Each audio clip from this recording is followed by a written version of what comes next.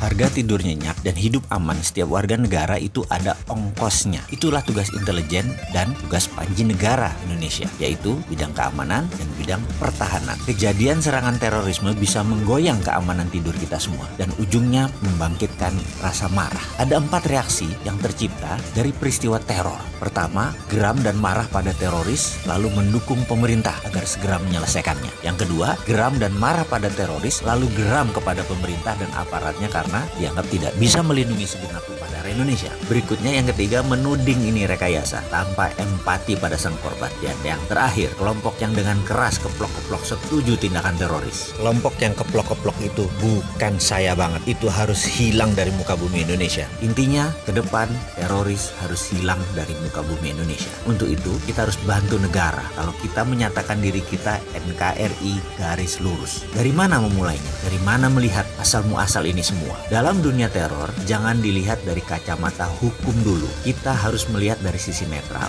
Begini melihatnya, yang selalu kita mulai dengan pertanyaan, mengapa dan untuk apa teror itu dilakukan? Dalam pelajaran dasar di akademi, tujuan teror adalah membangun instabilitas di sebuah wilayah sebelum nanti ditaklukkan. Kemudian, ketika ketidakstabilan tercipta, maka diharapkan membentuk ketidakpercayaan. Begitu ketidakpercayaan terbangun, maka akan menimbulkan gerakan lebih besar lagi di mana pemerintahan biasanya yang saat ini berkuasa atau incumbent terguling. Jadi teror adalah act of war atau tindakan teror adalah perbuatan perang. Kita harus melihat teror dari sisi perang atau war tools. Sekali lagi, teror adalah strategi perang, bukan kriminal biasa, juga bukan kriminal berat. Teror itu bukan tindakan kriminal. Perang itu kejahatan di atas kriminal atau kejahatan luar biasa atau extraordinary crime atau bahasa sekolahnya adalah hideous crime, kejahatan yang mengerikan. Selama melihat teror dengan kacamata pro justisia, maka teror di Indonesia tidak bisa selesai dengan cepat, akan memakan waktu lama.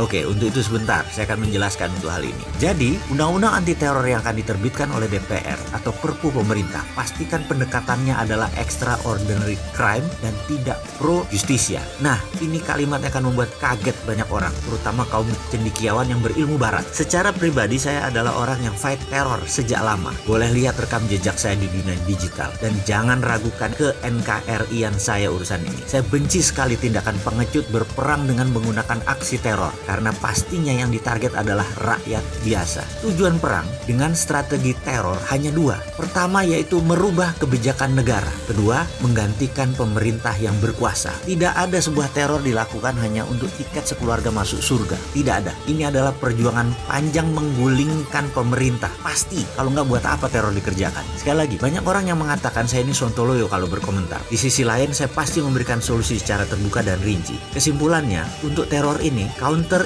insurgency warfare, jawaban untuk teror saya sudah siapkan. Saya sudah punya desain counter insurgency melawan teror. Dan kalau diperkenankan, saya pasti akan buka. Tapi satu syaratnya, pasti tidak dibuka di publik. Yang jelas, karena rumitnya masalah insurgency dan ini masuk warfare kelas berat, maka pendekatan saya anti HAM.